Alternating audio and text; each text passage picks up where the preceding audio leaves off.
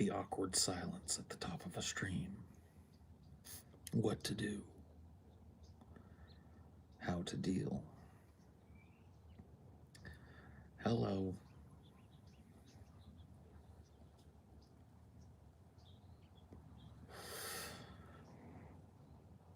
Howdy. Yeah. Yeah. Yeah. Hello. Mm-hmm. Howdy. Yes. Hey, Paul. How's the fam? Good.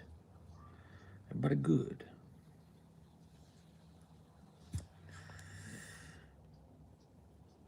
Everybody's good. Everybody's happy. Everybody's gay. Gay.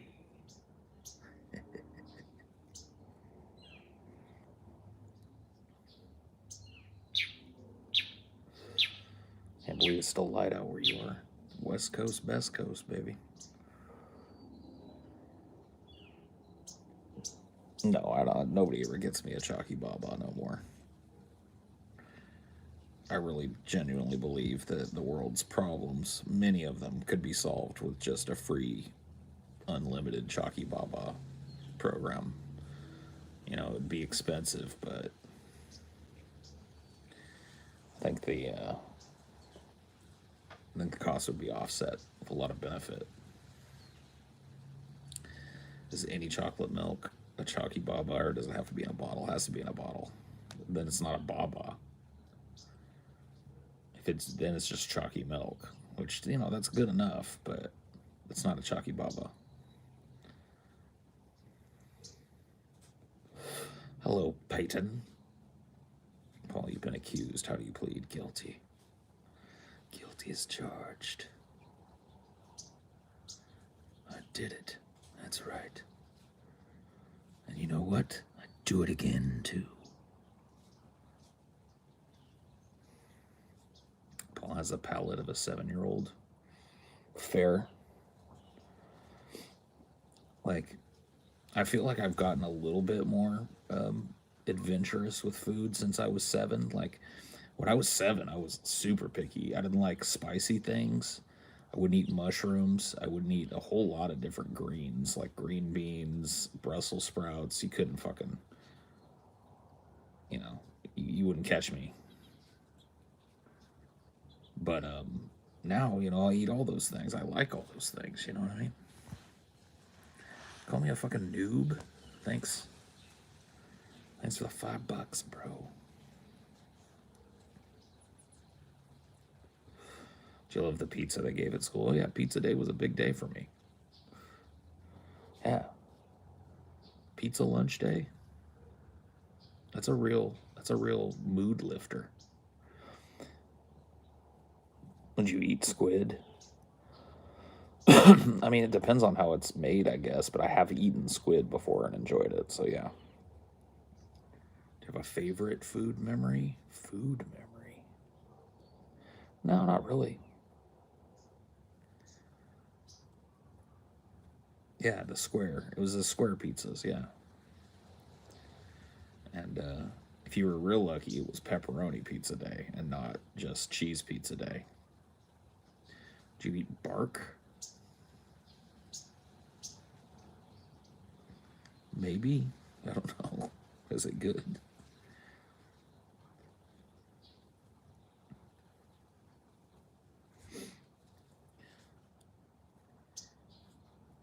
Did you eat shame? What does shame taste like, bro?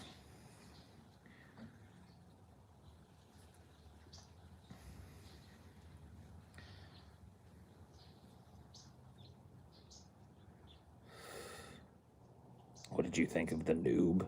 I mean, I don't know. It was good. Salt. What's with the helicopter title? I don't know. You tell me. What'd you think of the new Beavis and Butthead? I haven't seen it yet. Is it just me, or have you noticed as of late society tends to be drifting more and more towards groupthink? What are your thoughts on it? Groupthink. I mean, I don't know. I wouldn't say that it's any more than it has been. I think just humans in general have a tendency to find little opinion enclaves and join them and engage in groupthink. I don't think it's necessarily any worse now than it always has been. I think that's just kind of a human trait, especially humans in mass.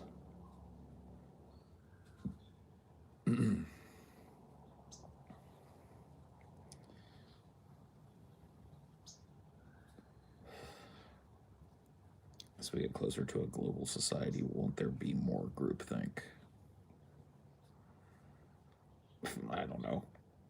Maybe. Speaking of enclaves, any chance of coming back to Twitter group chat things? No. No. Twitter is Twitter's a shithole, bro. Like, no interest in. I just don't like. I don't know. There was a good little chunk of time that, I was on Twitter quite a bit, and I didn't enjoy myself at all. Like, I stopped doing it. I don't miss it. I don't miss checking it. Thanks, Cloud Massacre. I don't miss the nature of it. I don't need it as an outlet, so no. I know some people are heavy into it. Like it's an extension of their personality or whatever, their Twitter. Very important to them how that's curated and how they're perceived on it. I don't. I don't know. I don't share. I don't perceive it that way. It doesn't do that for me. I love how many scams there are on Twitter. I mean, that's everywhere too. Twitter certainly ain't the only place where there. I mean, any place where people congregate, you're gonna find some people in the hustle bustle, the flim flam, working the old flim flam.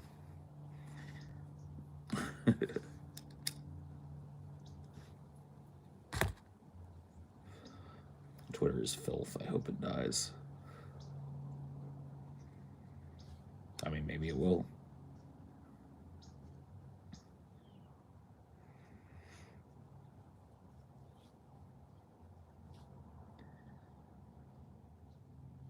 No, I don't know who Sad Guru is.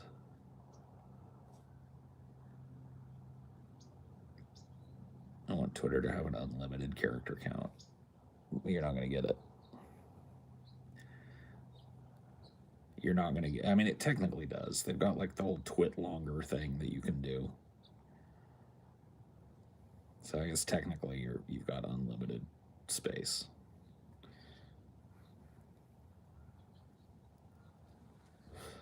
But nobody's trying to read that shit.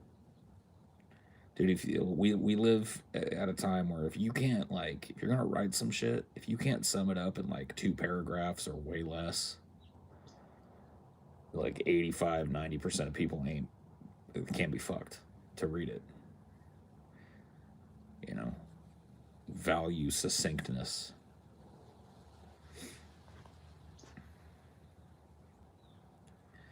Just spent a week in Vegas at the 30th Magic anniversary. Huh? Say what? Did you lose your ass down there, Jason? I think at this point in time, we all admit social media experiment has failed and arguably made things worse. Oh, there's no doubt that it's made things worse. I mean, that's backed by scientific study. I'm sure there's a lot of long-term studies going on right now that will come out later, but there have been a number of studies done into like the effects on people's mental health, people who participate in social media, and none of it's good. Like it's an industry of making people feel bad about themselves. So, yeah, I mean, I don't think it's even arguable that social media was not a good idea, especially in the way the form that it took.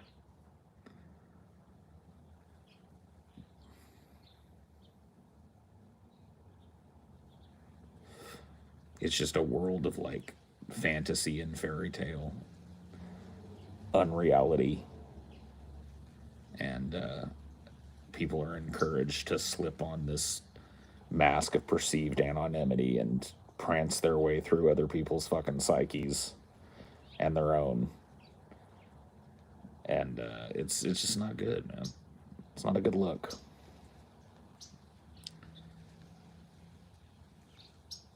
Which is the worst? So, I mean, I don't know. I don't know how to quantify worst. You can make an argument for a lot of different ones. I think, Facebook, because it's definitely like where grandma goes to gossip. Reddit, I mean, Reddit is just a hive of scum and villainy. Its whole structure is dependent on people's voluntary participation in a group of rules called reticate, which means, you don't brigade, you don't downvote something just because you disagree with it, you know, and a number of other little premises, and nobody follows any of it. So it's just a place where, reality is whatever the masses want to make it in with their little up doots and down doots. And I think it's pretty much a waste of time unless you're going to invest a fuck ton of time in it. Like if you're going to build a community there and invest a huge amount of time in finding people that are capable of moderating it, coming up with a baseline rule set and enforcing that rule set, I don't even think it's worth anybody's time using it.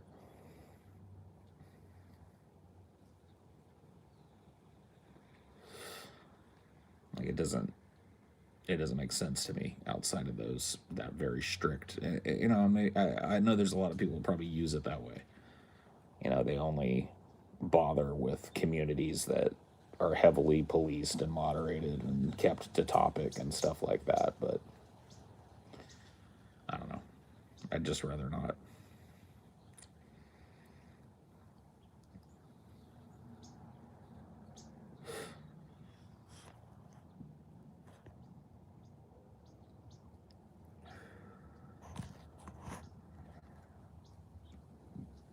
Hey, Stevie, what up, dude? Love you too, brother.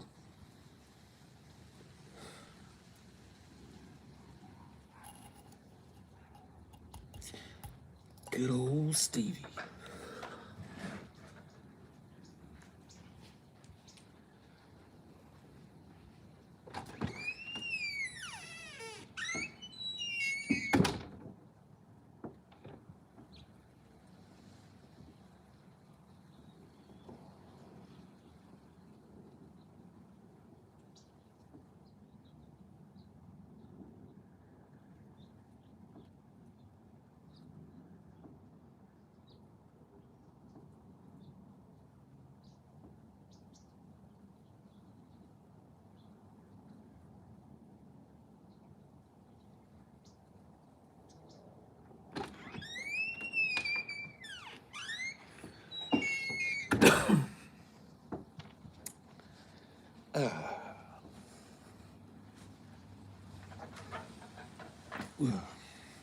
Pool.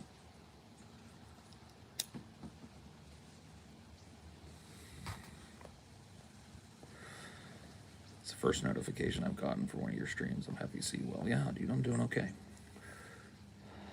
I'm doing okay. That door needs some oil, dude. I know. Needs some WD-40. It's a very squeaky door. Money was no object. What kind of house or car would you get? I'd get like an underwater house built.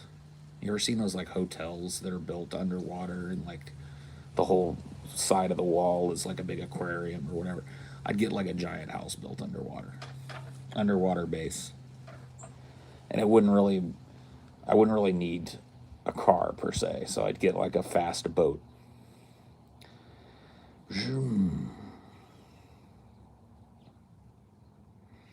That's cool. Magic. You went to Vegas for a Magic the Gathering thing. That had to be sweaty. Dude, look at me and tell me it wasn't sweaty. Not just sweaty, but sweaty.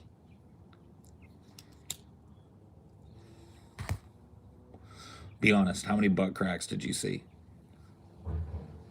Be honest.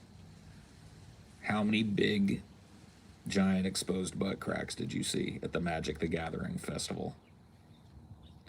Don't lie. How many big, like, sweat rings?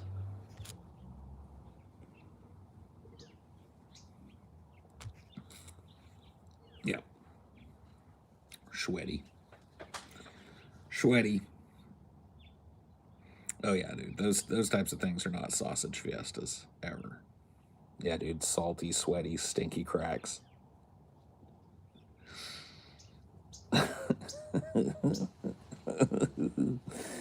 Getting sweaty. Oh man. Good old Schwitz. I missed a super chat, huh? Thank you for making my daily 13.5 mile morning jog.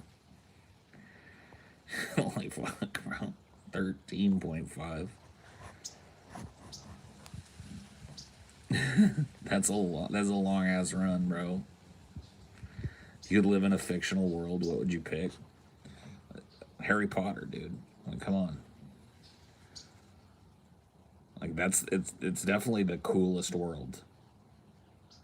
And you probably got the least amount of, like, the least chance of dying horribly in Harry Potter's world.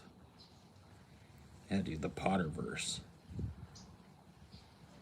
I want to have like a little weed shop on Diagon Alley. I think I could have a pretty happy life running a little wizarding weed boutique right in the back corner of Diagon Alley, you know?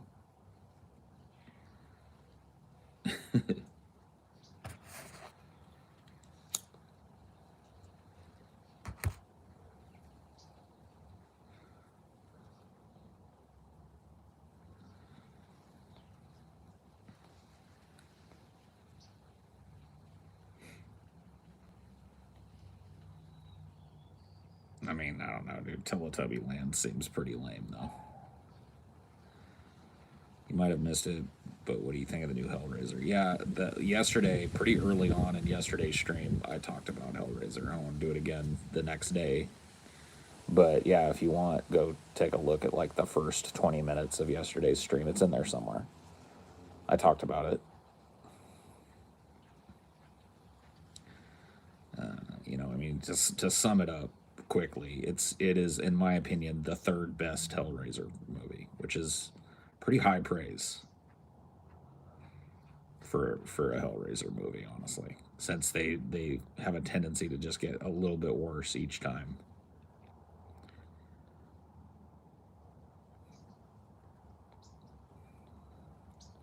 What if you paid more for you to talk about it in depth again?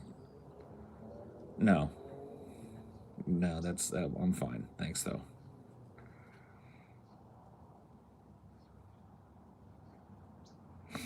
A face mask is just a facial hug box. Changed my mind. Huh? Bruh.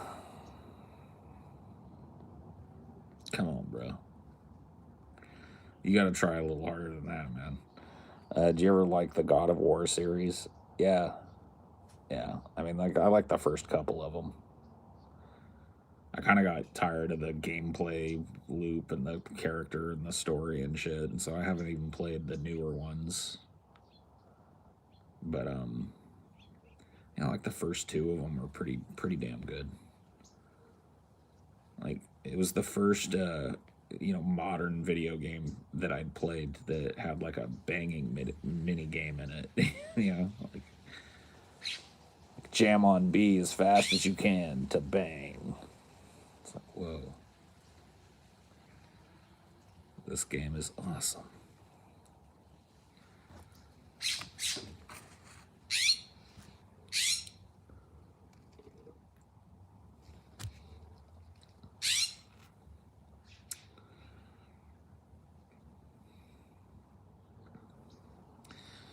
Yeah, Thanksgiving is not really a big,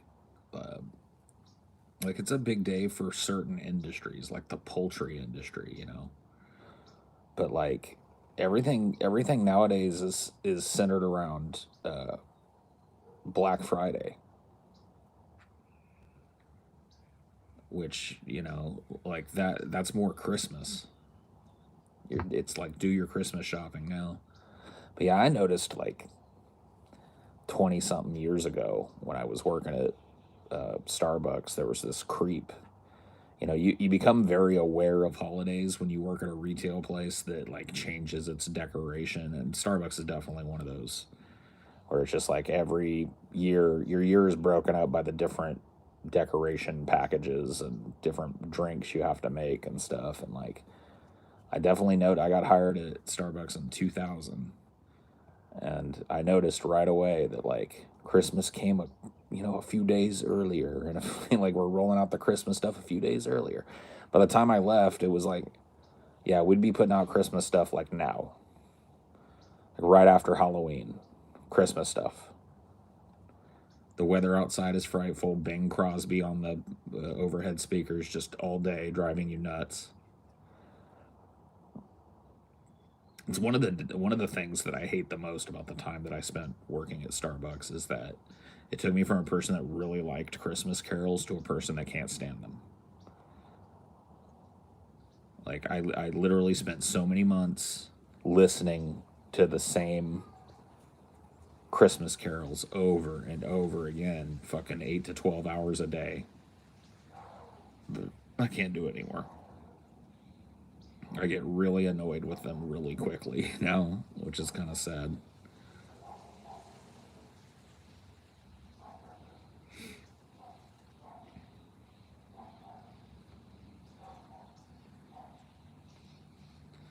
Same 3 Mariah Carey songs.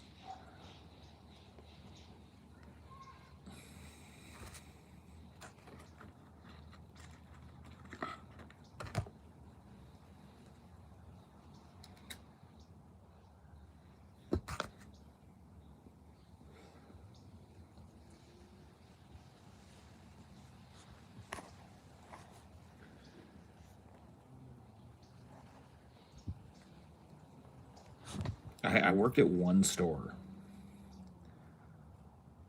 that allowed us. I don't even really think they allowed us. We just figured out like it had an old system to play the music and stuff, and there was a way you could plug your like cell phone or your iPod into it and just override the shitty pre-programmed music, and that was nice. As long as the manager wasn't there, you could basically, within reason, you're not gonna play Cannibal Corpse or something. People will complain, but you could at least throw on some different stuff.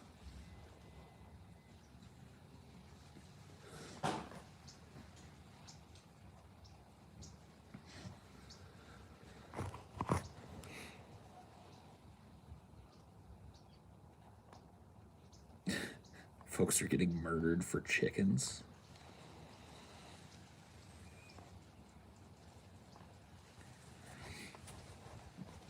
We used to make fun of people, dude. Every store that I worked at, every crew that I worked on with Starbucks, like one of the I think this is true of anybody that works in retail. Like one of the ways you get through is you mercilessly make fun of most of the people that come to your place to be your customer. Like as soon as that person is out of earshot, you just roast them. And I'm talking about just like you dehumanize them.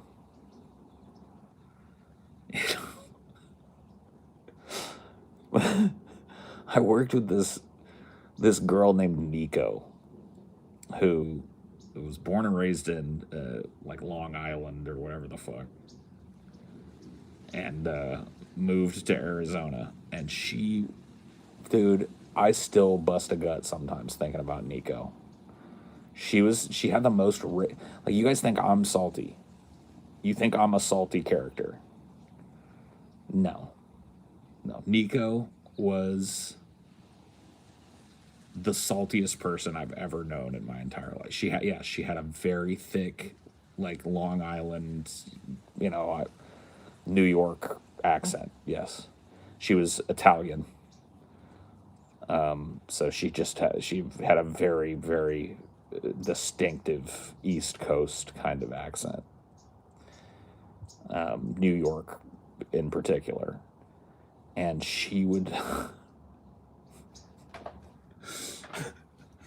It's hard to even explain it. Like she would be so fake nice when she used to hate it, but she ended up working register a lot when she worked with me because she wasn't great at the bar and I was great at the bar. And so it just made sense because I could do it way quicker than she could. And so whenever we were paired up a lot, and we were like the two oldest people working there at the time. She was older than me, but you know, it was like us and a bunch of teenagers. And so we bonded. And she would be so like fake nice. She was one of those girls that's very meticulous about their makeup. Does that make sense? Like I could tell that she spent a pretty large portion of her disposable income buying expensive like cosmetics. She was super meticulous about her makeup and she wore, you know, it looked nice on her, but she just wore very heavy makeup in a very distinctive kind of style. And there was a lot, she used to have a lot of eye makeup in particular. And so she had these big long fake lashes and she had her eyes painted up so they were super, like they popped, you know. Somebody would come in to order their coffee and she would just be like, "Hi, welcome to Starbucks. How can I help you today?" You know, just like over the top, smiley, you know, and just like, "Oh," the customer would be like, "Yeah, I think I'm gonna try one of those peppermint mocha frappuccinos." That sounds great. Anything else? You know, and the order would finish and I would make it up real quick. And the person would grab it and leave. And she would immediately, like as soon as they left, she'd be like, "Bye, thanks, come again. Yeah, yeah, yeah." And they'd leave and she'd go, "Those motherfuckers. Those motherfuckers. Fucking Frappuccino filth. These motherfuckers, man. I wish the bum beat them over the head with that fucking blender. Oh my God, every goddamn fucking person that comes in here has to order one of those fucking flappuccinos."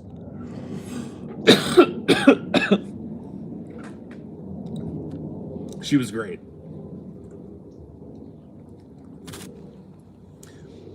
She was like that character. Have you ever seen that movie Waiting? There's a character that's just like Nico in that movie Waiting. It's a movie about like people that work at, it's basically at like an Applebee's or whatever, or TGI Fridays. I think it's called Shenanigans in the movie. And it perfectly sums up the retail environment and perfectly sums up with my limited experience with it. I never worked at like an Applebee's or whatever. I never waited tables, but I dated somebody who did for a long time. And so I know the politics of those places too. But yeah, no, she was just like that. Like that's minus like I guess the girl in Waiting is not as concerned with her physical appearance. Nico was like to the nines constantly. Her hair was always done. Nails, you know, like she couldn't wear her nails long for the job, but she would always, you know, she'd have them real nice. These motherfuckers, Paul. I'm telling you, one of these fucking days, I'm gonna snap. I'm gonna fucking snap on one of these stupid bitches. Like I swear to God, I can tell when they walk in the fucking door.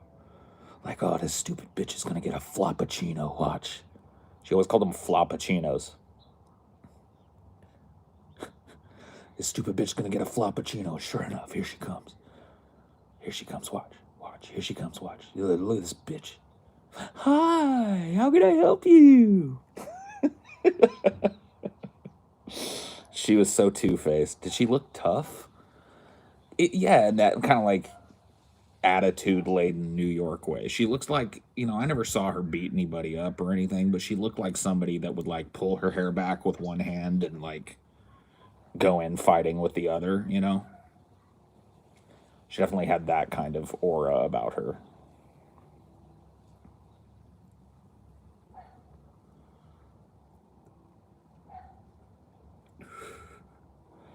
No caffeine people. Oh yeah, dude. People just don't understand, man. I will give you like I know I've talked about this before on stream, but just limit for those of you that haven't heard it. Never be mean to your Starbucks people because they have a way to fuck with you that's completely it's not illegal. They're not like contaminating your drink or anything. It's like if you go there and you need a caffeine buzz and you're a jerk, you're getting straight no caff. You're getting zero caffeine. You're getting decaf espresso shots. You're getting decaf frappuccino. You're getting decaf everything. You're getting a cup of decaf coffee, if that's what you're ordering. You mess with people, I'm telling you. You're going to sit around all day and wonder why you just can't get your motor running. Maybe you shouldn't have been a dick first thing in the morning. It's not something that, it's not done like willy-nilly. You have to understand. If you're just like brusque or a little bit shitty, you're probably not going to get no calf. But if you're one of those people that's just got an attitude from jump, or you're super annoying in a way that's like socially unaware, you're getting no caffeine.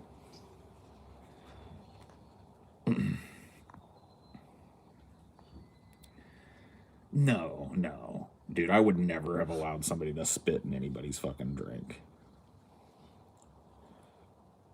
Never.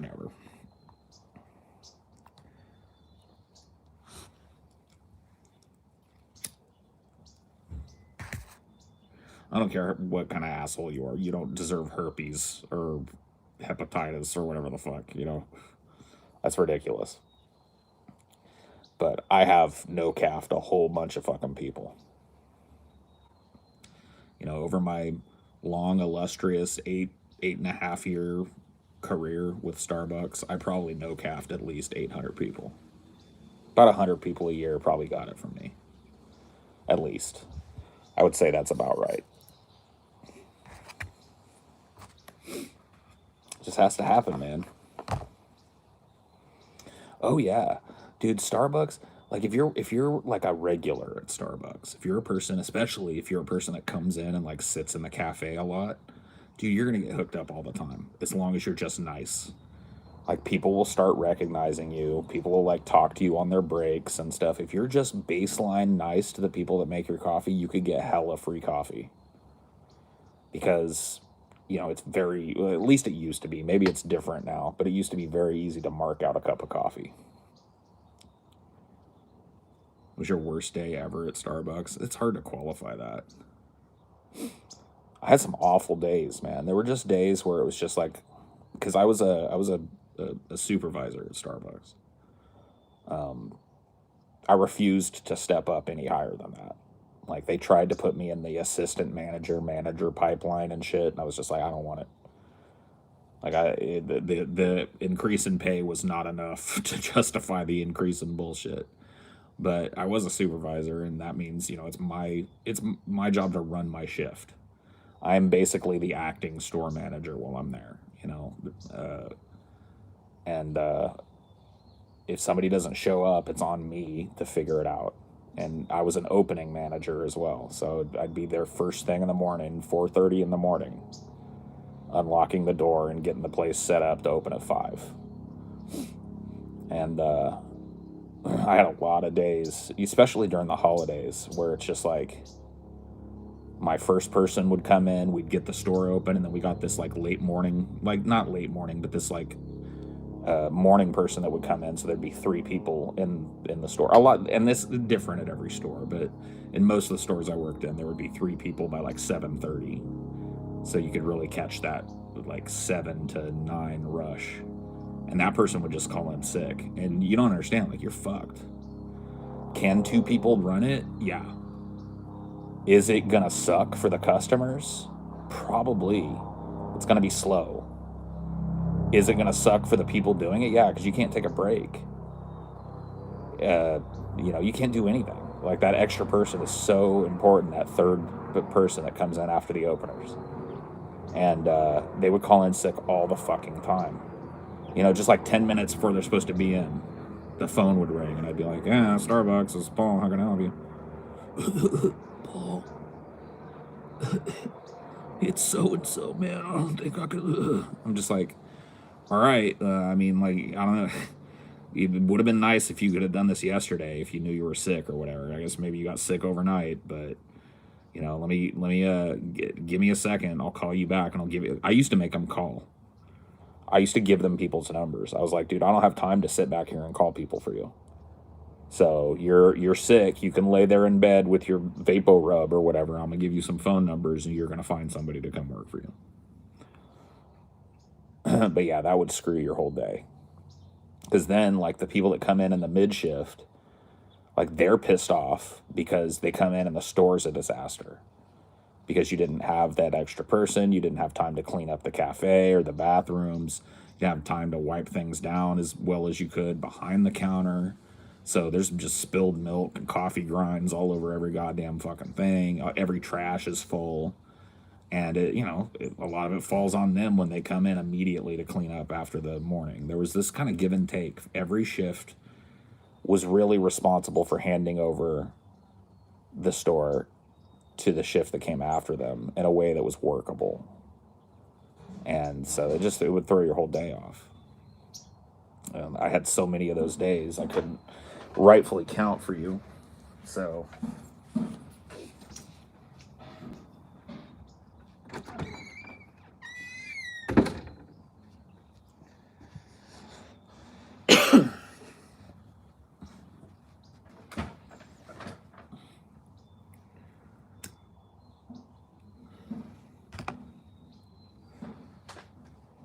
could you get a job just cleaning stuff and not dealing with customers? No. No. I mean, you might have day to day, you might get assigned to do some stuff that has you do like pretty limited in how many customers you're directly interacting with. But there was, and this is true of a lot of places, everybody that works at a place needs to be able to do everything. And that makes sense. It's a flexibility thing, right? Now, people have different aptitudes. Like, my aptitude was always bar. Like, I was the dude you wanted making the drinks because I was fast, I was efficient, I was good at it. So most of my times at Starbucks was spent doing that. But, I did every other job there too.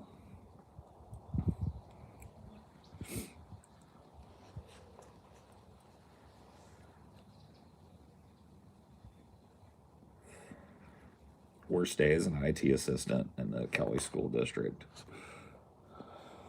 I mean, those days, there were days, I don't know, man. Like, there was a lot of bad days at that job. A lot of bad days. Like, there were days, especially during the summer, because you can imagine all the kids, all the teachers, or most of them at the very least, are out of the school. And so that's when you get your big projects done. Dude, there were days where, you ever seen those big white CRT Macs? Smooth white Macintosh computers that are like a big CRT TV, but it's all the screen and the computer. You ever seen those? They're called eMacs. Dude, there are days where I got up at like 5 in the morning to be at work at 7 in the morning and work from 7 in the morning till 7 in the evening, 12 straight hours, schlepping those machines to different classrooms.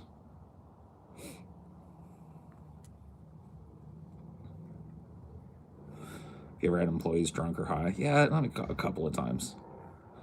Typically, I was pretty lenient with it as long as they could keep their shit together. But typically, like I wouldn't even really bother if somebody came in a little stoned. Like, as long as they're able to fucking jump in and do their job, I don't really care. But yeah, there were a couple of different times I can remember. Was the IT department understaffed? Most IT departments are, but ours was. I used to go to conferences and shit. You do a lot of shop talk at conferences, talking to other IT guys. And they'd be like, "Oh, like, how many machines do you support?" And I'd be like,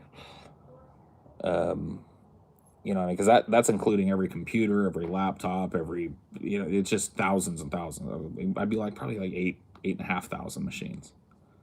It'd be like, no, no, no. You personally have, yeah, I have 3 sites. You do 3 schools? They just laugh because it was just, the amount of actual shit that we could get done was so limited by the fact that we needed at least double the amount of people that we had, probably triple, to really be effective IT people. And so it was just one of those jobs that was just, there's no day that's not stress. Like there's no chill day, not even once in a while. Like every day, it's, oh, I got a pile of crap at 3 different school sites. Which one do I go to? And just knowing that, like, as I'm working on getting the numbers of help requests down at this site, they're just growing at these other 2. And as soon as I go to deal with the other 2, it's going to grow back over here again. It was just a never ending fucking cycle of problems, and there was never time for a breather. And I did that shit for 8 years. Yeah, that's a long fucking time.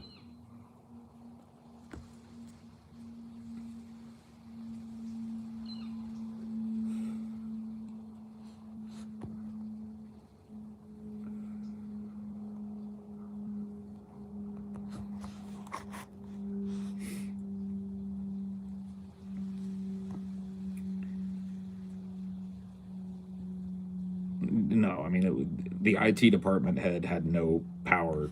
Like, he could hire people, but that had to be contingent on a position being authorized. And it's like the school board had to authorize new positions.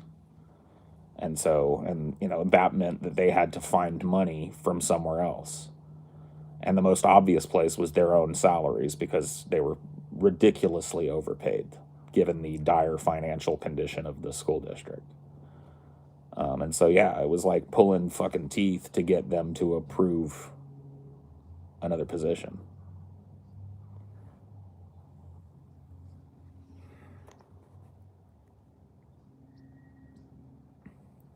There comes a point where you're basically useless. I mean, yeah. Yeah, for sure. And you know it too. You know that, like, you're just barely getting a few things done a day. And, that you're not, like, there's a lot of people that are teaching class without their computers because you just don't have enough hours in the day to get to them. And so you feel like a failure in that way. You feel like a failure every time you open up your computer and look at your help desk because you've got 120 outstanding help desk tickets. And that number has stayed roughly the same for a month. You just, it's a soul crushing kind of job.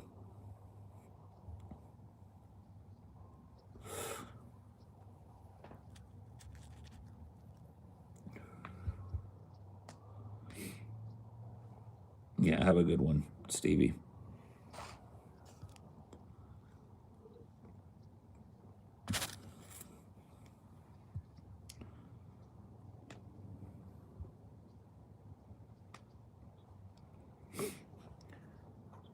Did you get compensated well for it? I made a decent living. I mean, I definitely wasn't like making a ton of money, but I wasn't getting paid chicken feed either. I think I was like, and you gotta understand, I was there from 2007 through 2015, and maybe 2016. And I think I was making like $20 an hour, which, whatever, that's not bad, but it ain't, you know what I mean? It's not great. I ain't rich yet, but I ain't broke. So if I see it, I like to buy that from no store. I want some white girls and they loving the coca. You still worked there while on DP? Yeah, at the beginning. Because if you remember, at the very beginning of my association with DP, I was only there on Fridays. I was like a Friday guest. And so a lot of times, the dudes would call me at like 3 o'clock my time. I'd be like dead in the middle of my, I'm not in the middle, but towards the end, I guess, of my work day. I usually work till about 6, and I'd be rushing to get stuff done so I could zoom home and be on the show in time.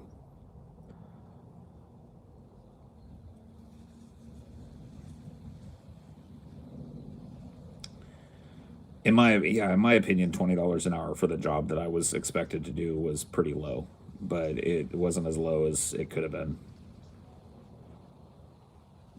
Would you still be working there if you didn't join DP? No. No, I actually quit that. I quit that job before I joined DP as a paid person.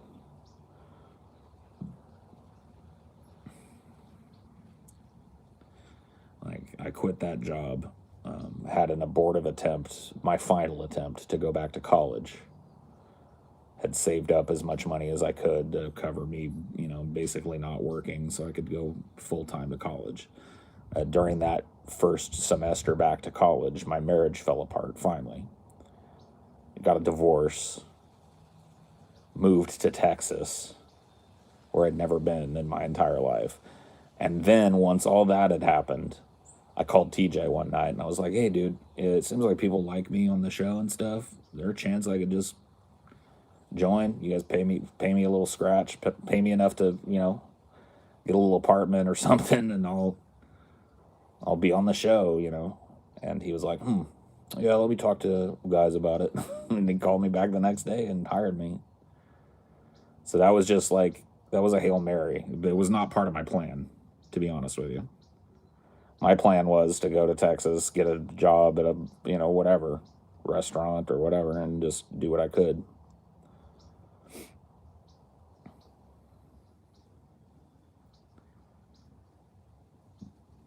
It's pretty sweet, though. Yeah, I mean, it is. It's pretty neat. Yeah, TJ has been a pretty good friend to me. He looked out for me in those early days, and there have been times where he's had my back on things, especially back in the DP days. Now we're in business together, so we're on equal footing. But back in the DP days, I was low man on the totem pole, and there was quite a bit of animosity between me and one of the other hosts of that show. And I think that TJ's interceding on my behalf helped me a lot.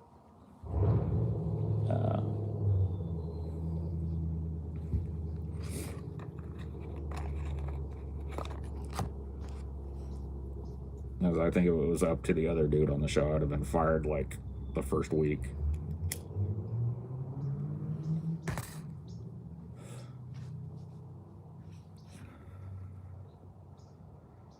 As someone who works on as a YouTuber, how does it compare to other jobs you've had? It's different, but it's not the cakewalk that people expect it is. Like, I have the feeling a lot of people look at, like, people that do content creation or whatever for a living. They're like, "Oh man, money for nothing and the chicks for free." It's like that Dire Straits song. That song is about the assumptions people have about bands that are signed or whatever. The whole gag of that song, "Money for Nothing," is, people think that just because you've got a band that has an album out, that you don't work ever. And the reality of it is that you're constantly on a tour bus. You're playing, 2 gigs a night sometimes. You're busting your ass, and somehow finding time in the middle of that to be creative and create more stuff so that people don't forget about you. That's the thing I think people don't understand. And I'm not claiming that it's harder. I'm not claiming that it's easier. It's a job. There's something you wish people that don't do content creation knew. That. You know what I mean? Just that it's a job like any other job. We work constantly. We're always doing something for the job. Then work a normal job. Then if it's so hard, I worked a normal job my whole life, bro. Did you just tune in? Like I spent my whole working life from the time I was 18 years old. I actually had jobs before I was 18. I got my first job at 15 years old. I worked at a Wendy's, and I worked solidly all the way 15, 16, 17, 18, 19, 20. I've been employed my whole life. So this idea that I'm just some dude that's been doing YouTube his whole life, nah, nah, dude.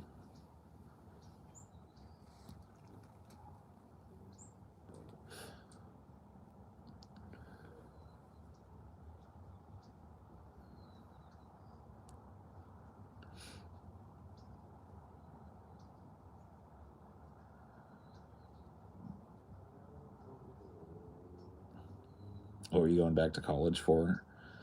I don't know.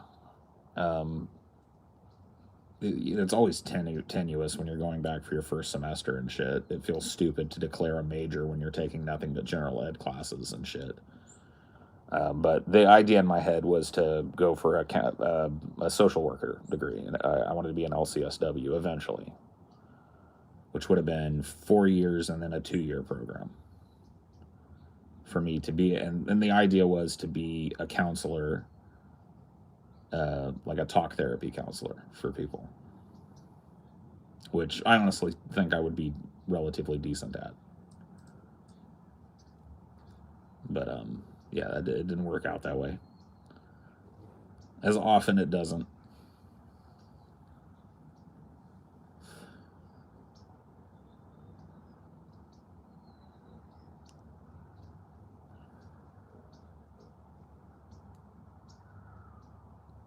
Is it uncomfortable having so many people be in your business? People are only in my business to the extent that I share my business with them. And I'm pretty careful about that. I don't regret it, no. I don't really regret anything in my life, though. I'm no regrets. Gotta get my no regrets tattoo. I don't live in regret. There's a lot of things about my outlook that could probably stand a change for the betterment of me as a person and my own mental health, but that isn't one of them. I'm not a person that sits around with their head in their hands all day going, I shoulda, I shoulda, I shoulda. I think a lot about my past. I try and see my present and the limited amount that you can, your future, through the lens of my past. But I don't, I don't look back. Just because, like, I don't know. I feel like I know myself to the level that I can just go like, hey, I was doing the best I could, and I still am. Good, bad, right or wrong. I had a little adventure doing it, and I'm still having that adventure. And to me, that matters more than I think a lot of people get hung up thinking about this ideal version of themselves. I know that that doesn't exist, and so I don't hold myself to that standard.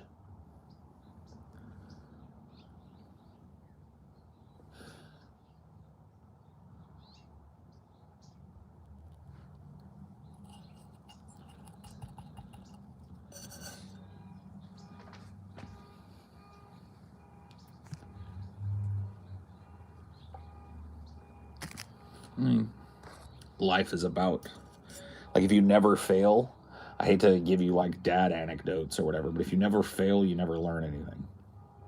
Not really. And so I look back at all the times that I failed. Um, I think a lot of people spend a lot of time reflecting on their relationships. I certainly do.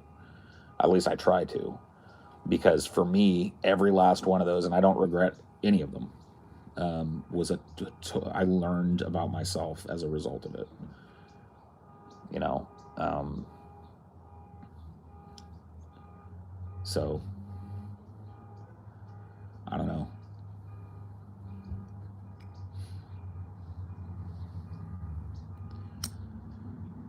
I managed to make it. You know, never had to move back in with my parents. Always worked. Made my own money and had a place to stay and stuff. And I look at that in the climate that I was raised in and in the world that I live in. I look at that as, that's fine. That's good enough. That's good enough.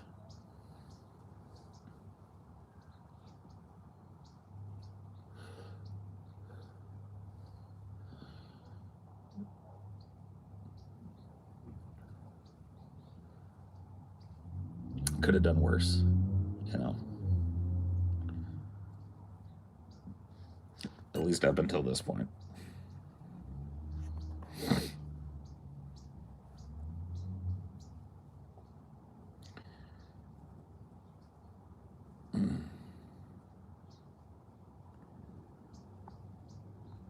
What's rent for a month over there? I couldn't tell. There's not like a baseline.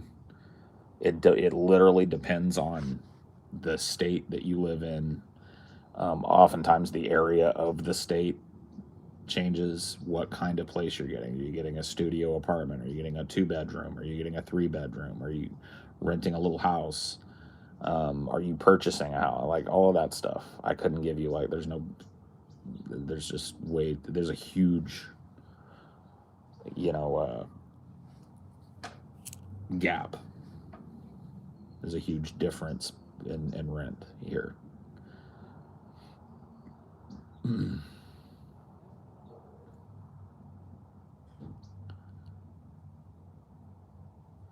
you move to the Ozarks? Yeah. Yes, I would. I would love to live in the woods. My problem is Elon needs to get Starlink. You know, we need to get all the Starlink satellites up and running. As soon as that's possible, you bet your ass, dude. Yeah, go into the woods. I went into the woods to live deliberately.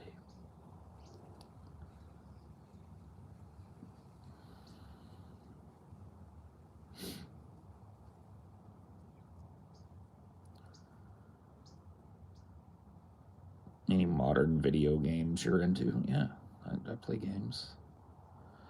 Playing Persona 5 right now. Like, I don't know, video games have stuck with me as a pretty steady little hobby since I was very young. So,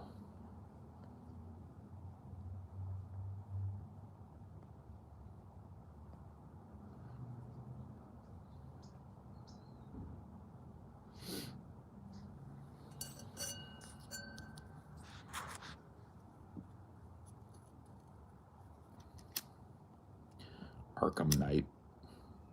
I like those games. Like those Batman games are pretty good. Well, a video game doesn't exist but should. Like a current gen Shadowrun game. Like an MMO in the Shadowrun universe.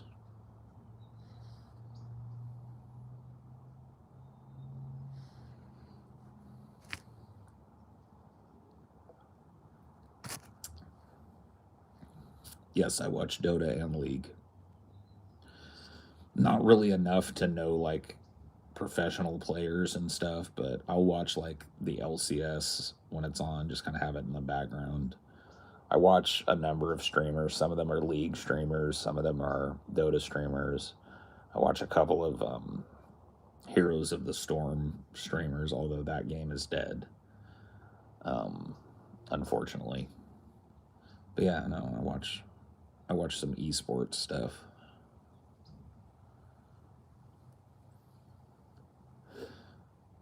I mostly played the Sega Shadowrun. I did play the SNES Shadowrun, but not much. I never had a Super Nintendo. Yeah, I got a Steam Deck. It's cool. That's what I'm playing Persona on. I just kind of like kick back in the bed and play Persona 5 on it. It's a neat little device. I like it.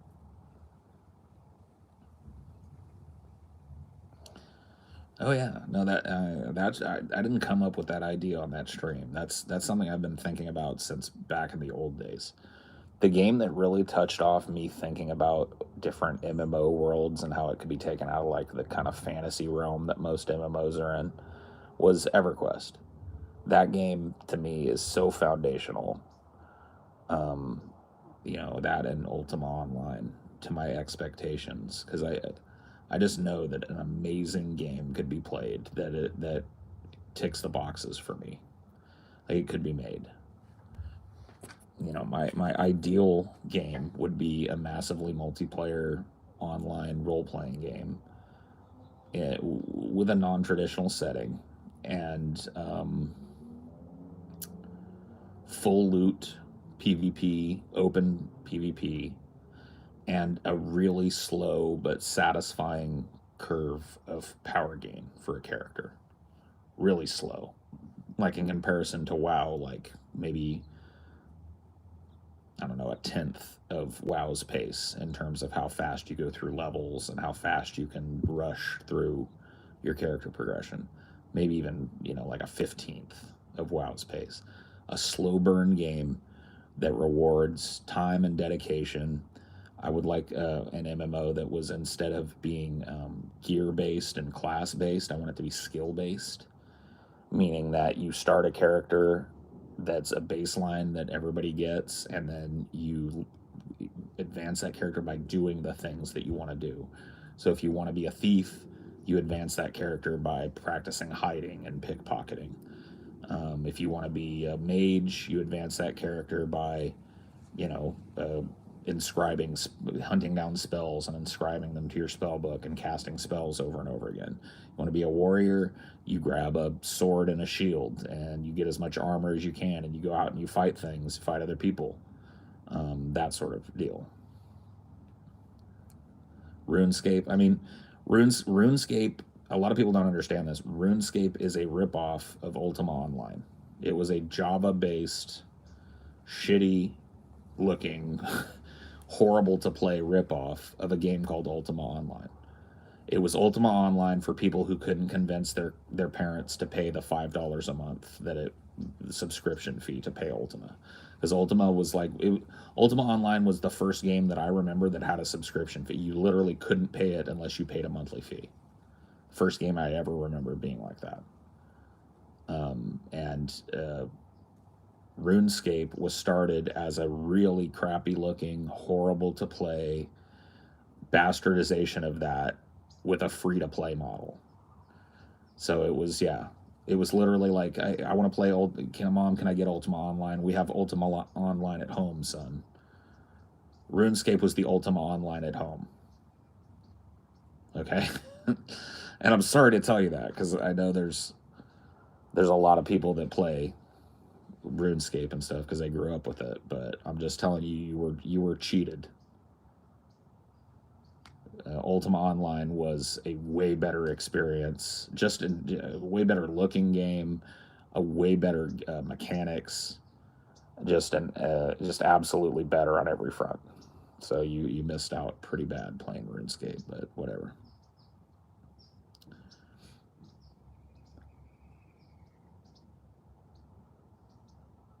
But yeah, I mean that would be, so like an MMO with those parameters in like a cyberpunk universe or like an old western universe, or maybe like a heavy steampunk universe or something that's just non-traditional fantasy, basically.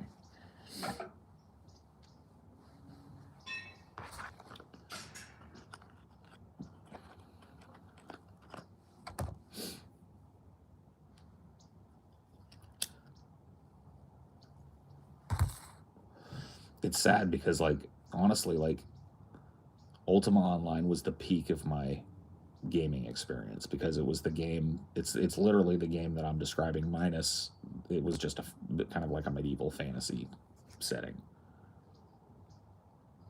but it was all of the other things that I mentioned. And I always have compared every other game in terms of how I feel playing it to that, and none of them ever meet that expectation, ever. I'm always chasing that Ultima Online feel, and it just you're never gonna get it. I think it'd be totally possible, but it would require just like trusting that people are willing to try something different.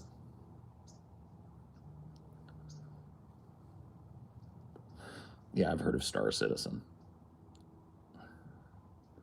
Rust is kind of like that. I mean, yes and no. Like, yeah, I agree that Rust has some of those elements and stuff to it, but it's one of those games where you're meant to die and restart a bunch of times. Like Ultima was not that way. If your character died, you came back as a ghost and you run back to your body or go to a shrine to resurrect yourself and shit. But you just lose everything you're holding. You lose everything you're wearing. You're back to square one. So if you ain't got no backup gear, you've got to go out and, pick mushrooms or whatever the fuck. Herd sheep for a while until you've got enough money.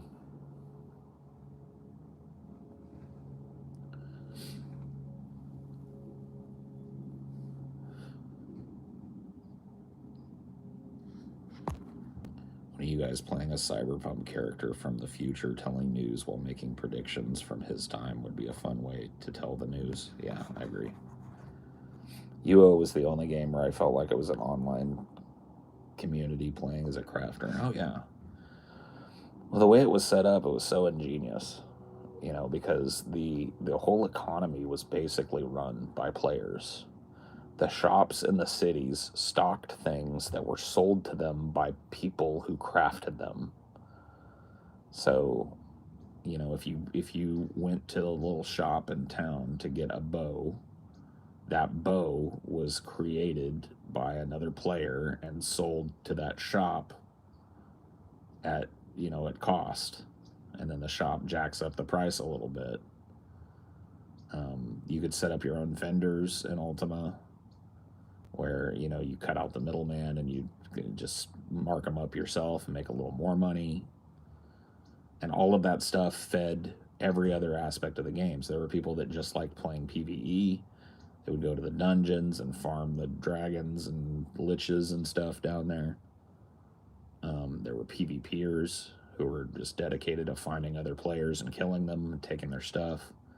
There were anti-PKs is what we called them, people that were dedicated to protecting people or getting, like taking care of player killers that were in the area, trying to chase them off, beat them.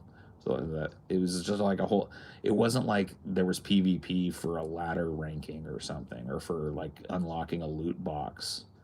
Like your reward for participating in PvP was the PvP. It was all driven by the players. There was no, I mean, they did do some community events from time to time, but the overarching world was one that was decided on by the players. And like I said, there was no like, it's not like you were grinding PvP to get some kind of, thing at the end of the season like is common with games now.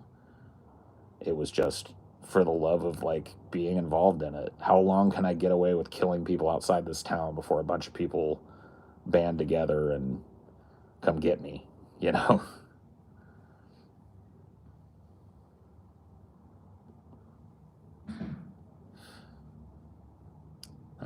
And so that alone is just, it's insane.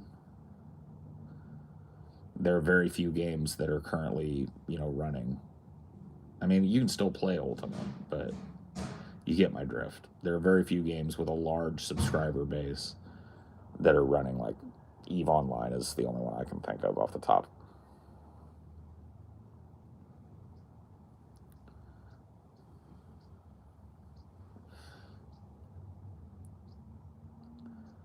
Yeah, I mean, the whole player built city thing, that's not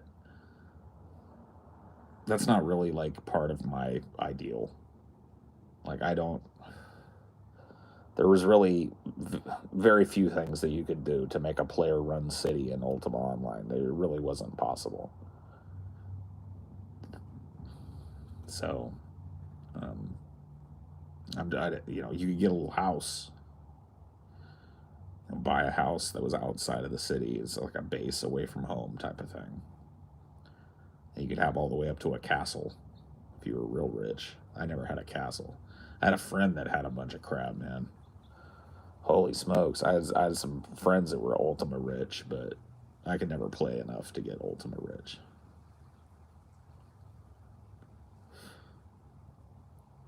You had a keep. Yeah, a lot of people had like a tower or a keep. I never had anything more than just a little hut. But I never wanted anything more. I had a boat too. Stole both of them. Ain't pay no money. You kidding me?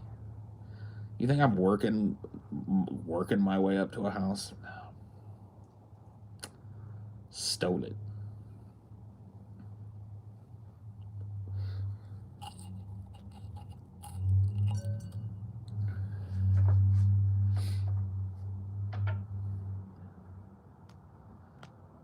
Collected corpses in that game. Oh yeah. That was one of my favorite things to do, was just to be like a grave robber, basically. Like I would hang around areas where there was lots of PvP, just butt naked. So there was really no point in killing me. Like people would look at me and say, like, "Oh, she's not holding anything. She's got nothing in her bag," just standing around. And I would wait for PvP to pop off. And when it did, as soon as somebody won, I would dart in out of the shadows, pick a few things off the corpse, and run. Try and get the goods. You didn't have much time because the dude that just killed that other dude is coming for you. But if you were good at it, you get a few fistfuls of loot. Oh man, what a hyena! I was a total hyena, man. Oh yeah, dude. I didn't trick anybody into buying a fake castle. I tricked a person by creating a guild. I mean, it wasn't just one person either. This was a scam that me and my real life friends actually used to run this scam. There were three of us, and we started a guild, and we would basically like advertise at high traffic areas, basically the bank. Ultima Online, most people hung around the banks in big towns, especially like the biggest towns like Trinsic. We used to work Trinsic a lot. There's Trinsic and Britain was the other big city. But yeah, we would just advertise like, "Hey, are you tired of grinding away your day? Do you want to experience everything that Ultima has to offer? But you're tired, you feel like you're alone and you don't want to do it alone, come join us." And then like when people would ask us about it, like people would, "Hey, what are you talking, like what do you guys do?" And we'd basically pitch them like, "Look, we've got an island not far off the shore here, south of Trinsic. It has a castle on it, and all of our members get to go in the castle, and the castle is filled with different chests, and every chest has something different in it, and armor, weapons, reagents for your magic spells themselves. You need a full spell book, we got you." You know what I mean? Like that's the whole point of this, is to like put the fun in the game, man. Let you like really play the game. They go like, "Oh, that sounds real good, man. I want to join." But like, well, here's the catch.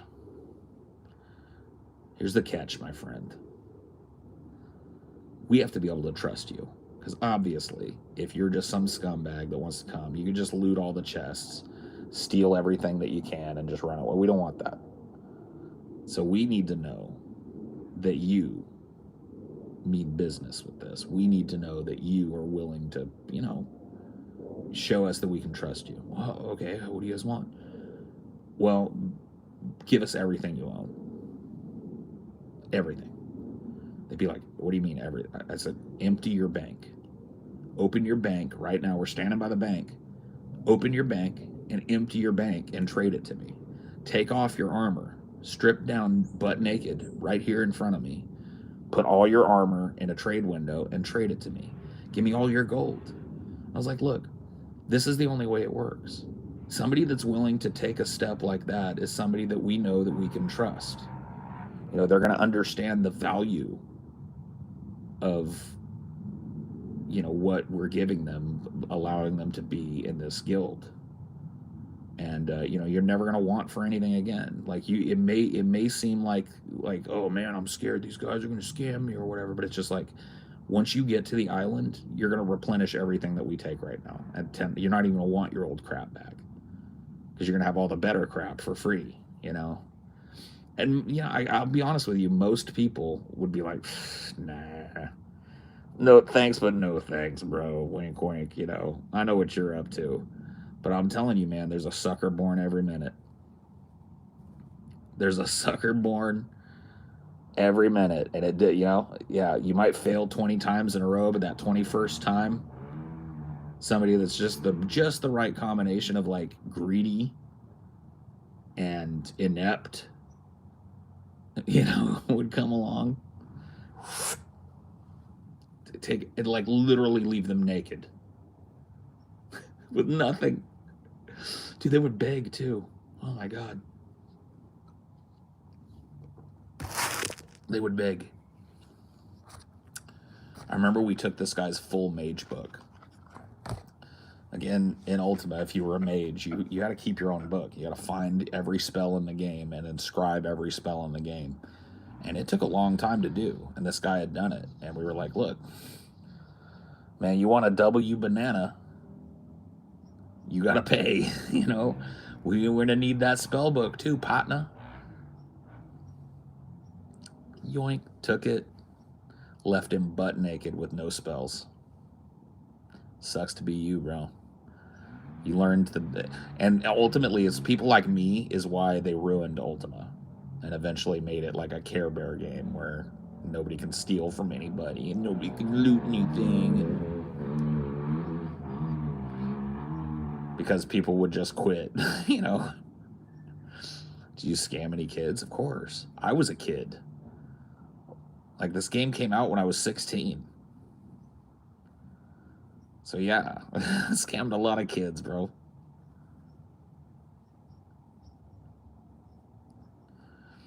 And I wasn't rich like a lot of people in the game were, but I was rich in terms of like dying didn't matter. To me, that was rich. Like if I went out to do PvP or whatever, and I took a bunch of reagents and a full spell book or whatever out, because you couldn't loot somebody's spell book, they had to give it to you. So if I took a bunch of reagents out and I wore some good armor or whatever and I died, it was never a problem. Because I literally, my bank box was just like scam central. I had endless armor, endless, crossbow bolts, whatever I needed. Because I was constantly stealing from people. Constantly. In any way I could, man. If your corpse dropped in the middle of nowhere, if you were fighting a bear or something, I was that dude that, like, I'd see you losing, maybe you're like running through the woods, like, oh, this bear's gonna kill me. And I was the dude, instead of jumping in trying to help you, I just hid. I was like, oh yes, it won't be long now. Nature is about to take its course. And I'd wait for that NPC bear to kill your ass and wander off, and then I would sneak up to your corpse and loot you dry, so that when you got back to your corpse, you literally got nothing. I would take stuff I didn't need. See, one of the things I liked most about it is somebody coming back, not just to find all their valuable stuff gone, find everything. I took your pants. I took your shoes.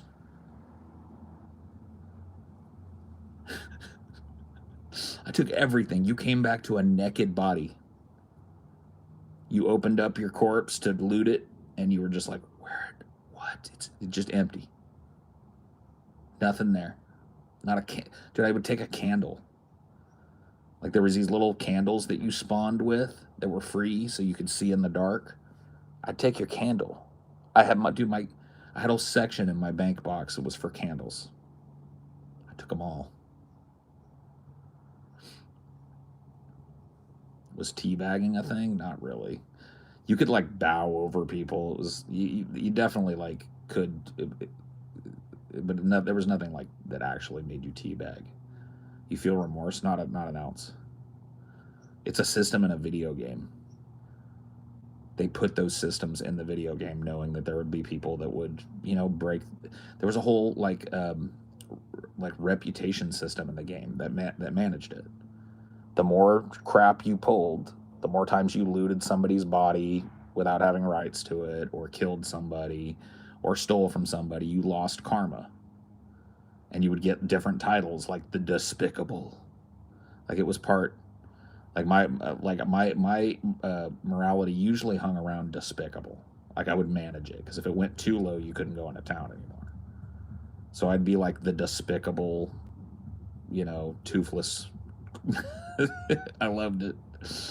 It was the best, man. Do you ever wait for them to see you leaving their corpse as you were going back, so they realize it was you who looted them? It just depends. Like I usually didn't mess with people beyond because like it wasn't really them that I wanted. It was their stuff. So once I had the stuff, like I just got out.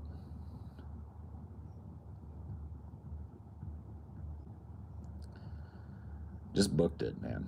There's no reason I hang. Once I've got your loot, your tiers, I can't monetize those in the game. You know, and I don't want you getting a bunch of little cowboys together to come hunt me down because you're salty. I'd rather you just didn't see me do it. And I got pretty good at that.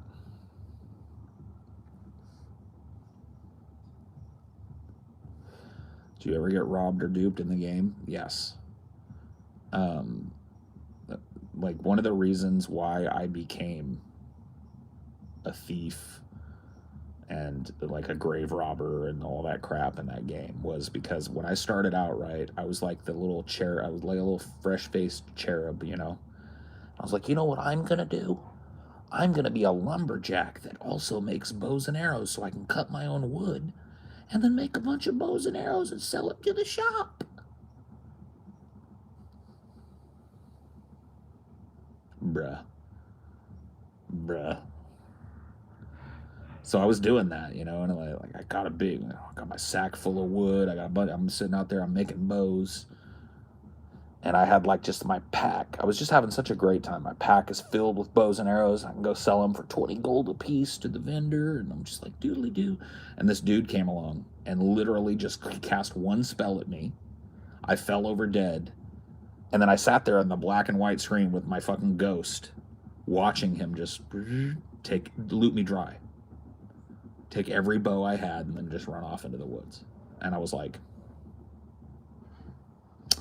I get it now. I see what I need to be doing. Because, of course, you know, you run into other lumberjacks out there and shit. These guys, I should be looking at, like, killing them and getting their food. Yeah. Oh, yeah. That was a big part of it, too. I never really did much of that because, to be honest with you, I didn't really like the PvP aspect. Like, I didn't like a fair fight. Or even an unfair fight. You know, fighting to me was a way like that's how you get killed. That's how you get killed and you get no loot. Like I would do it if it jumped off, I would do it. Like if somebody tried to kill me or I needed to kill somebody to get away clean or whatever, like I could do it. But I'd rather not.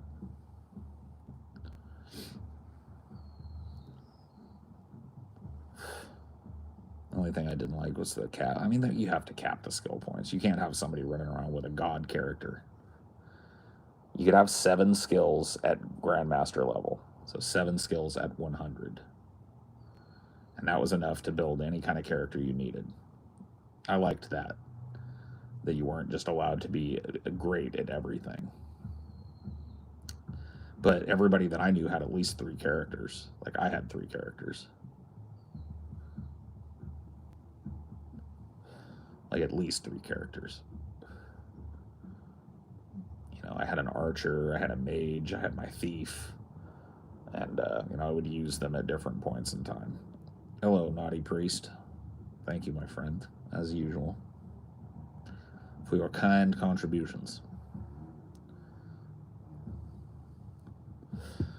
True, it would just hurt to have to decrease skills to change power. Yeah, that's why I would just keep my skills locked and start a new character. Like it got to a certain point where I had so much absurd money that I could just pass things to my other character.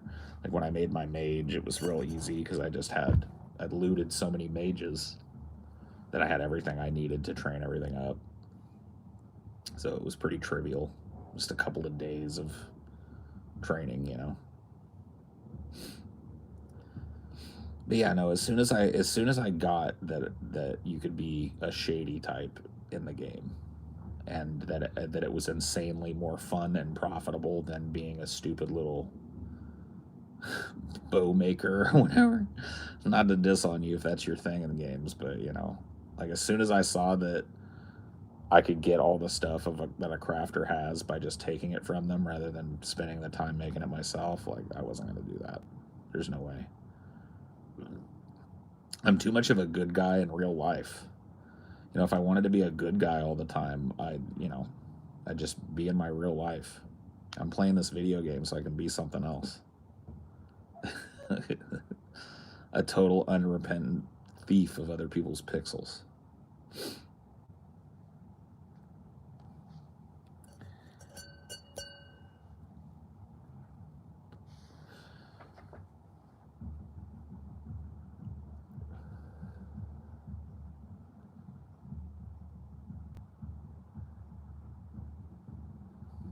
Fun times.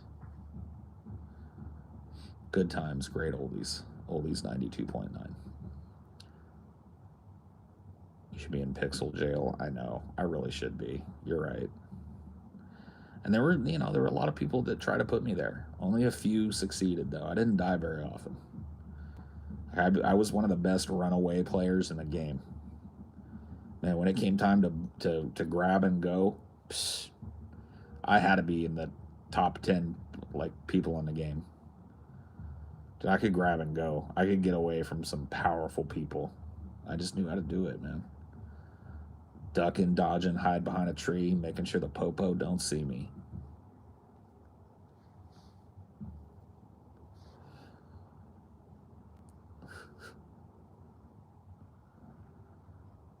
I think the people are treating you like a heartless monster for things you did in a video game. I think they're just joking. But the thing is like a lot of people complained because on the other end of things, it's no fun to be ripped off. You know, you work hard to make a bunch of little bows and then some dude comes along and just takes them all from you. Like, that's no fun. So people just started going like, I quit. And the company, as a result of that, rather than just reinforcing to people like, look, take it as a lesson. Because here's the thing. There's no way that you could be set all the way back in Ultima. Yeah, you might have a naked character or whatever, but it wasn't like it was super expensive to get your hands on a sword or whatever. And there were a million ways to do it. It just took you doing it. You know what I mean? And then next time, if you're a little more careful, like maybe don't believe the guy that tells you like, hey, give me everything you own and I'll take you to the magical candy island where, whiskey flows in the stream and there's, toffee trees and, like maybe, you're a little more protective of your goods. Maybe you don't go to this area and stand around with a bunch of your expensive shit on. And there were people that like me that learned that lesson a couple of times and didn't have to learn it again. And there were people that like, no, I don't want to do it anymore. I don't want to get better at the game. Well, sucks to be you then. Get out of here. But no, they ended up changing a lot of the systems in the game to be more friendly to pussies.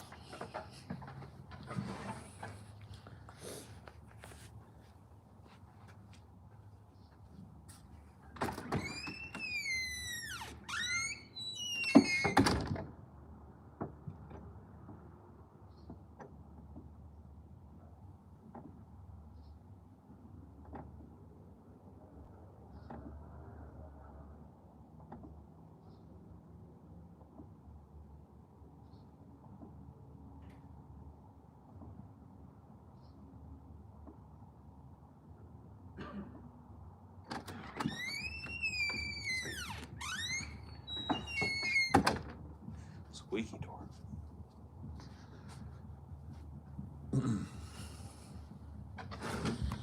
Oof.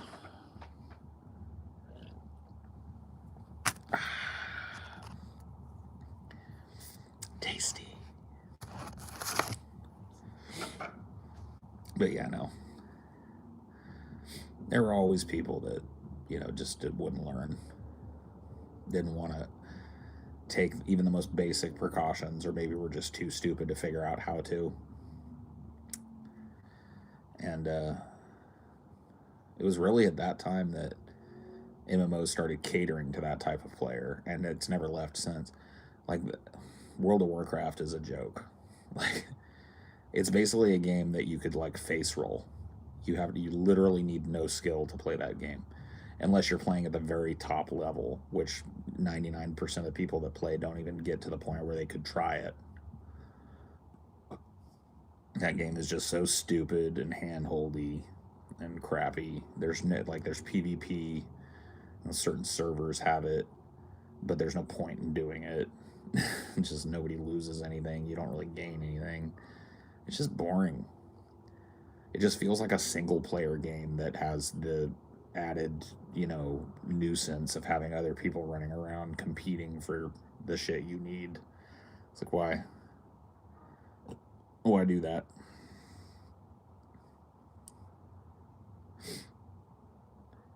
But that's what people wanted.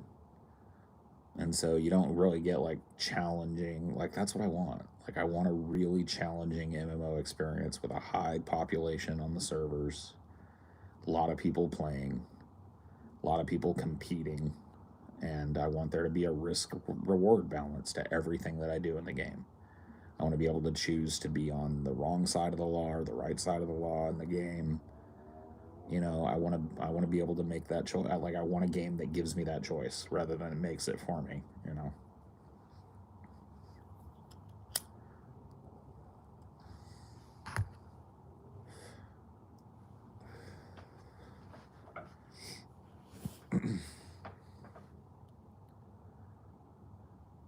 After a while, nobody would choose to be on the good side. That's just not true. Dude, at the height of Ultima, there were huge player like associations that were dedicated specifically to hunting down criminals and punishing criminals in the game.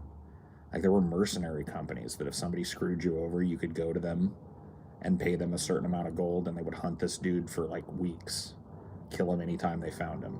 You know what I mean? So that's just not true. Like it's just most games think that players are incapable of creating these systems, and they're afraid that people are going to leave because they don't like it. And so you're just not given the opportunity to make those decisions. Like I'm just telling you. Like anybody that says that, all that creates is just an environment where everybody's a bad guy. It's like, no. There were way more people that were good guys in Ultima than were bad guys. Because being a really truly bad guy came with a whole lot of downsides. Like if you were a guy that was just killing people all day, yeah, you probably had a lot. You had a lot of riches and stuff, but you also couldn't go to town. Like the guards would kill you on sight because of your reputation and shit. And so there was a commensurate amount of risk and reward to being a bad guy. And that alone kept most people away from that type of life.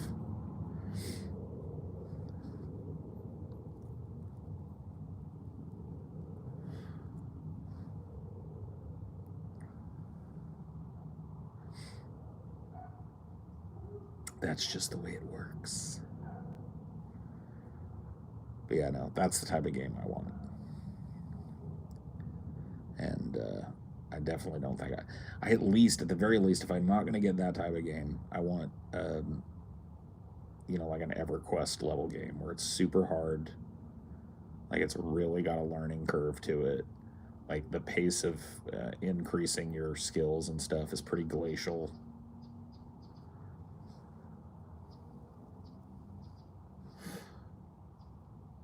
You don't like easy games. That's not true. Dude, I've played Animal Crossing and stuff on the GameCube.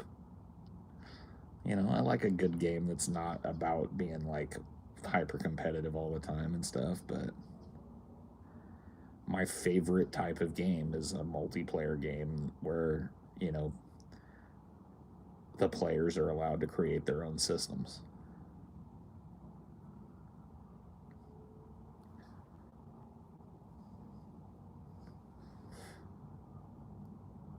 And there are just precious few of those types of games.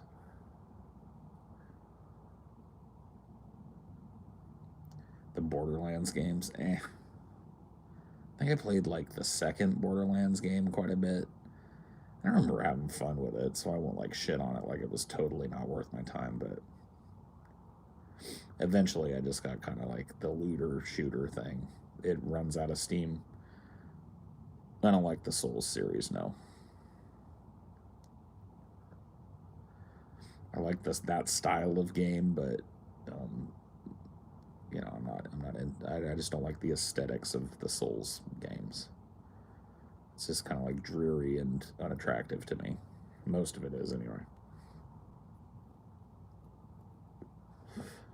I feel like all the NPCs are on Xanax. Like, why does every NPC in the Souls games talk like this? Oh, hello, dear traveler. You look weary. Come, share the fire with me, won't you? It's like, oh my god. Shake you. Like, what is wrong with you, bro?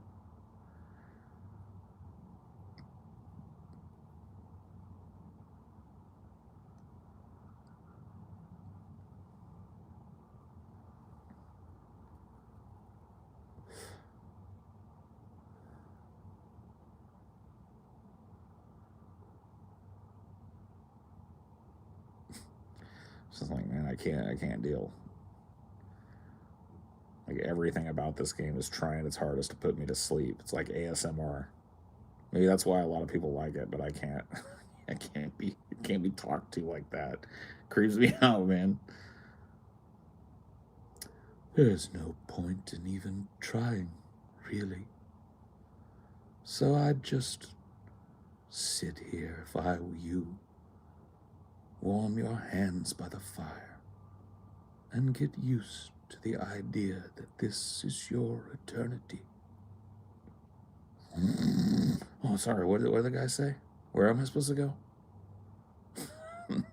No thanks. Just doesn't jive with me. Sorry.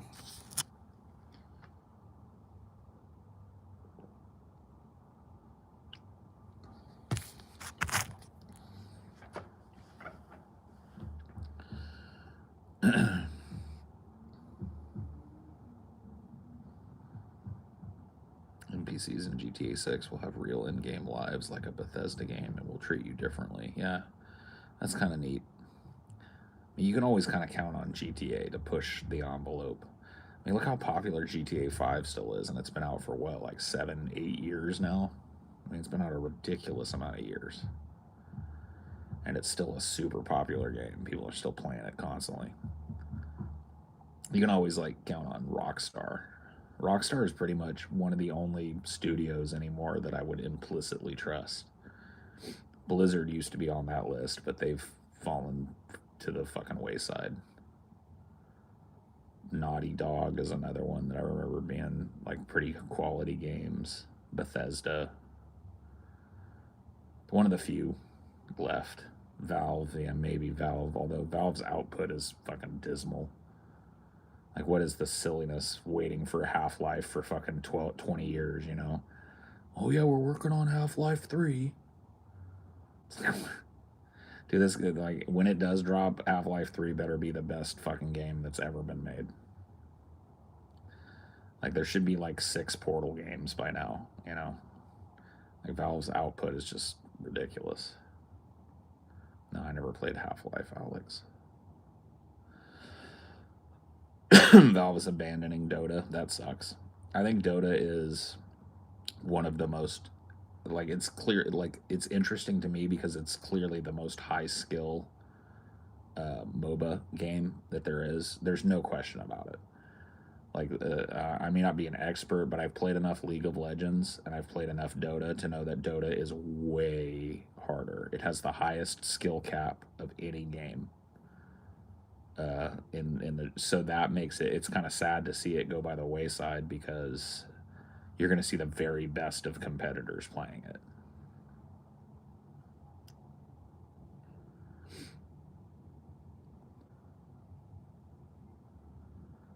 Bungie is on the upswing. See, I'm not a big Halo guy, so I really don't do it. Play the Batman Arkham games. Yeah, I've played all of them at some point. I think. Well, no, I don't think I ever played Arkham Knight, but I played Arkham City and Arkham Asylum, and I liked both of those. I got kind of tired of like the stealth, kind of swinging around from gargoyles crap. But I like the open world kind of stuff in Arkham City.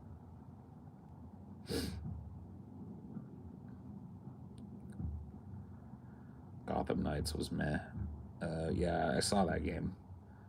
Yeah, it's at that point where I wouldn't get it anyway. Like I don't really pay $50 for a game unless it's a game that I absolutely know I'm gonna enjoy, and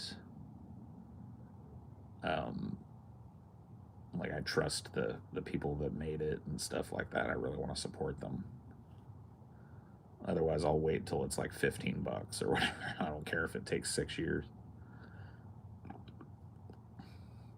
Like I paid full price for the Persona 5 Royal Edition because I just knew it was going to be like top tier, and it is. That game is great. I usually am very reticent to play a game with like a heavy anime aesthetic, but that game is so stylish and so fun, and the systems in it are so like I don't know, like they feel like familiar and brand new, fresh. Like I love the combat system, and I love the gameplay loop of it. It's just a great game. When's the last time you played a Call of Duty game? I don't know. I don't know which one it is because there's so many absurd many of them, but I played like maybe Modern Warfare 1. I think maybe. No, it wasn't even that one. I can't even remember. It might have been like Call of Duty 3 or something that I played. But yeah, that ain't my type of game. I don't like those games.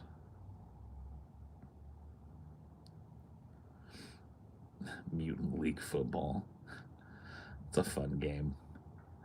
Surprising to me that they haven't really made like a modern Mutant League Football, because that game was fun, man.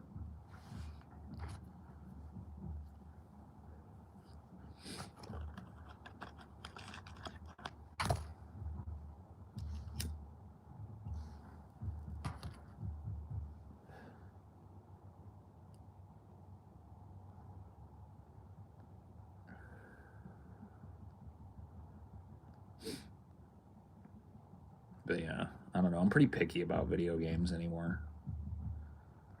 Like I'm really only looking for polished experiences. And I feel like that most games, like that's one of the biggest problems with most games now is that they have a distinct lack of polish.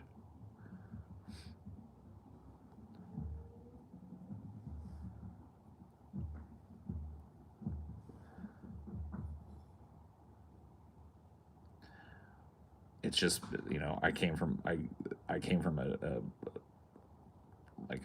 generation where that was to be expected from video games because you couldn't like update a Nintendo cart.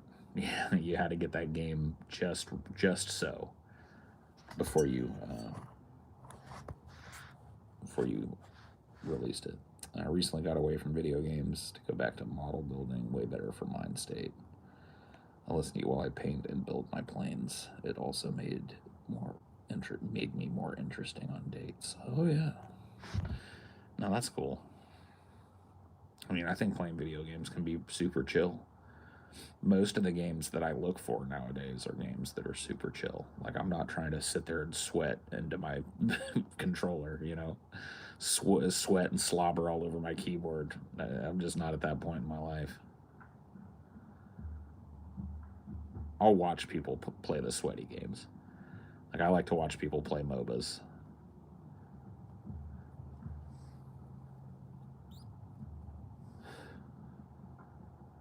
But I don't like playing them very much. Silent Hill is getting another movie. That's crazy to me.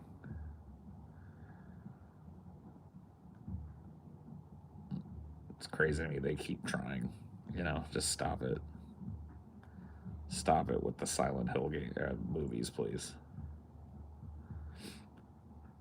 Yeah, I'm actually like I'm doing it very slowly, but I'm actually kind of finally playing through Red Dead Redemption 2, and it's the epitome of a highly polished game.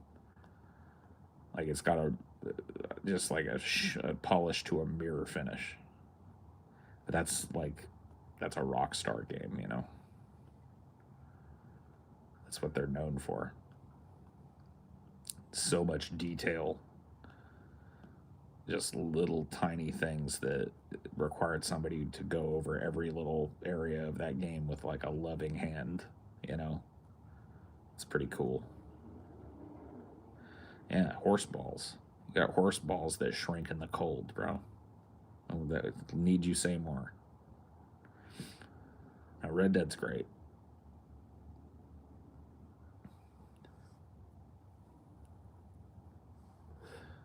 God of War about to slap.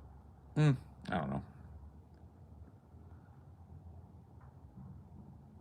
And the fire, the skybox is like second to none. The scalability of that game, because I've got a pretty old computer. Given like I'm nowhere near a top end type of gaming PC, and it just runs like a fucking dream.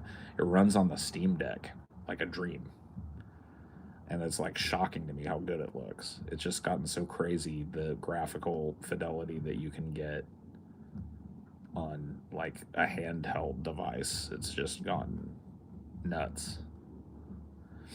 Like it's crazy to me how good games look on that. Like it's shocking to me to be able to play a game like that coming from the era of Game Boy, like Game Boy Advanced, the little DS and all that crap. Like to sit down with a handheld console and play a game like Red Dead on it is fucking insane.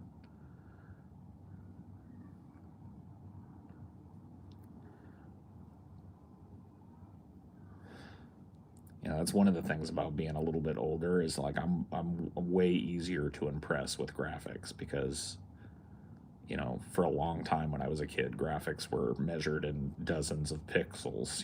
Like they were just, the first few games that I played, you didn't really have a character that you controlled. It was like a pixel you controlled.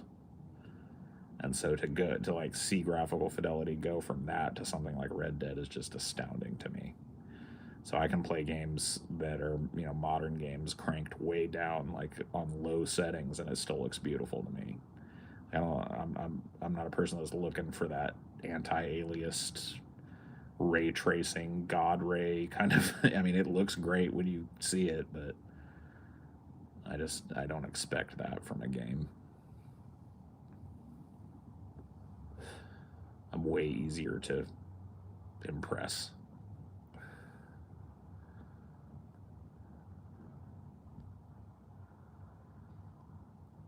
Yeah, I just won't play VR games, honestly. I haven't really ever tried one, and I just know that it's not for me. I'm not super interested in it.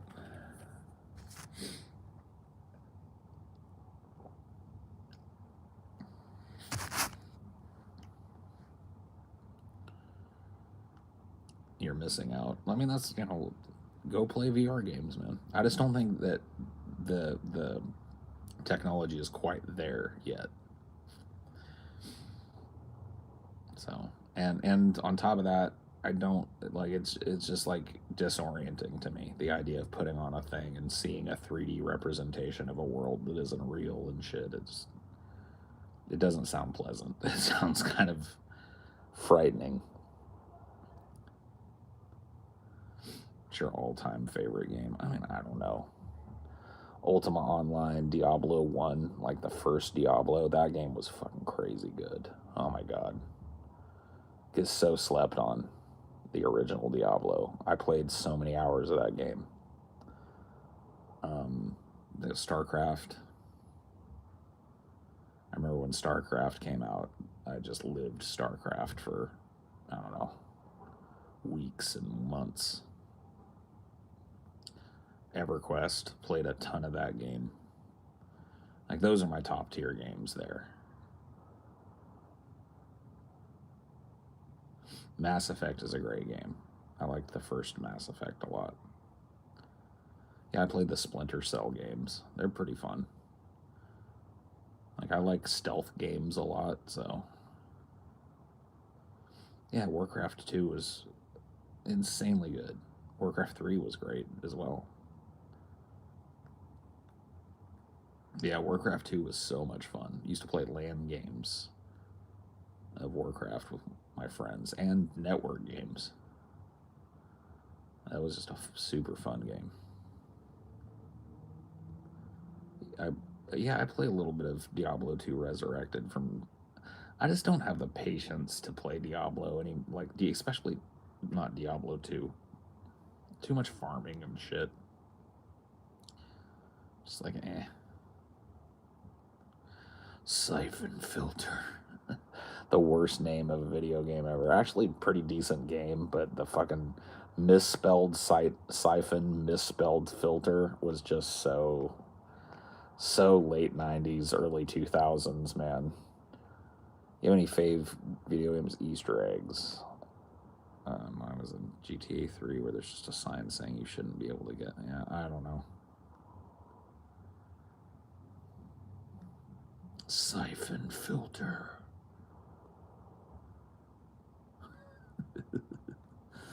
Siphon Filter, bro.